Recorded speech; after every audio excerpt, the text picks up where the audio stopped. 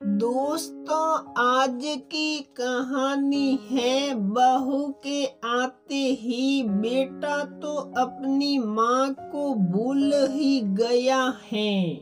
दोस्तों, कहानी शुरू करने से पहले अगर आपने हमारे चैनल को सब्सक्राइब नहीं किया है तो सब्सक्राइब कर लीजिए ताकि आपके पास पहुंचे हर नया वीडियो। आज श्रीमती जी का मूड फिर से उखड़ा हुआ है। लगता है कि बच्चों का फोन आज फिर नहीं आया। कौशल ने रागिनी का मुंह देखते ही समझ लिया। क्या वह रागिनी कुछ परेशान हो? हाँ, आज फिर बच्चों ने फोन नहीं किया, जबकि वो अच्छी तरह से जानते हैं कि मुझे उनके फोन का कितना इंतजार रहता है। ये कहते कहते ही रागिनी की आंखों में आंसू बहने लगे। रागिनी, तुम्हारे बच्चे तुम्हारी कमजोरी बन गए हैं। तुम ये क्यों नहीं सोचती उनकी अपनी भी कुछ जिम्मेदारियां हैं। ऑफिस में तमाम तरह के काम होते हैं, कभी देर से आ पाते होंगे, तो ऐसे में वो अपना घर का काम और खाना पीना देखे कि तुमको फोन करे और फिर तुम जल्दी फोन रखने भी नहीं देती हो। बच्चों को अपनी जिंदगी भी तो जीने दो। कहीं ऐसा ना हो कि तुम्हारी जरूरत से ज्यादा फिक्र तुम्हारे लिए परेशानी का सबब बन जाए। लेकिन शैतान पहले तो ऐसा नहीं करता था, और जब से शादी हुई है और कुमकुम आई है तब से तो वो जैसे अपनी मम्मी को भूल ही गया। रोज फोन करने वाला बेटा अब तो 2-3 दिन बाद फोन करता है। फिर से रागिनी रोमांची हो गई। तुम्हारा बेटा तुमको भूला नहीं है, लेकिन अब वो किसी का पति भी है, उसका दायित्व बढ़ गया है। इसलिए ये बेकार का फितूर दिमाग से निकाल दो कि वो तुम्हें भूल गया है।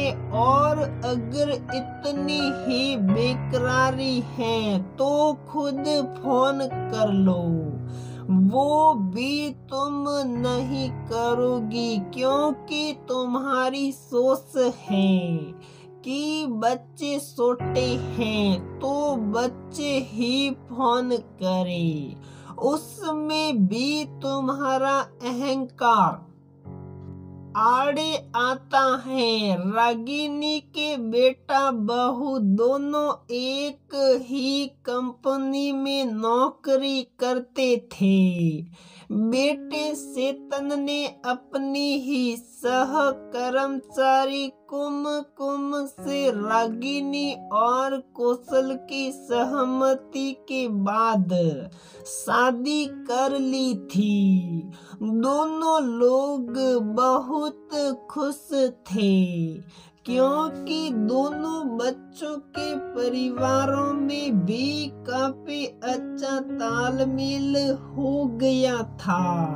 लेकिन बस रागिनी में एक ही कमी थी। अब इस कमी को फिक्र कह लीजिए। बच्चों की बहुत ज्यादा चिंता करती और जब तक बच्चों का फोन नहीं आता परेशान हो जाती और कभी कभी रोने भी लग जाती।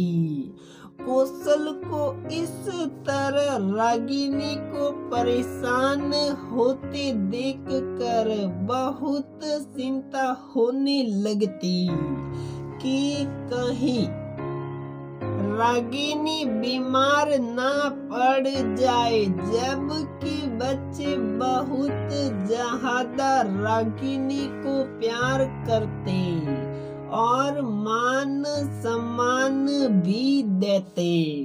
कुशल चाहते कि वो दुकान से आए तो रागिनी उससे हंसे बोले, उसके साथ बैठकर चाय पिए। लेकिन रागिनी मोबाइल बार बार निहारती रहती। वो तो सिर्फ और सिर्फ बच्चों की ही चिंता में गुलती ही नजर आती। रागिनी बैठो, मेरे पास तुम्हारे बच्चों के लिए चिंता जायज है, लेकिन उसके लिए अपने आप को कमजोर साबित करना बिल्कुल जायज नहीं। अभी भी समय है, संभल जाओ। बच्चों को अपनी जिंदगी जीने दो और तुम भी मेरे साथ खुशी खुशी अपनी जिंदगी बिताओ। इस तरह अगर हस्तक्षेप करोगी तो सिवाय दुख के कुछ नहीं हासिल होगा। हो सकता है कि तुम्हारा भ्रम कहीं तुम्हारे विश्वास में ना बदल जाए कि तुम्हारे बेटा बहू तुम्हें भूल गई है। कौशल ने पूरी तरह से सब कुछ समझा दिया। अब तो रागिनी डर गई कि कौशल की बात कहीं सत्य ना हो जाए और अब उसने अपने जज्बातों पर काबू पाना शुरू कर दिया।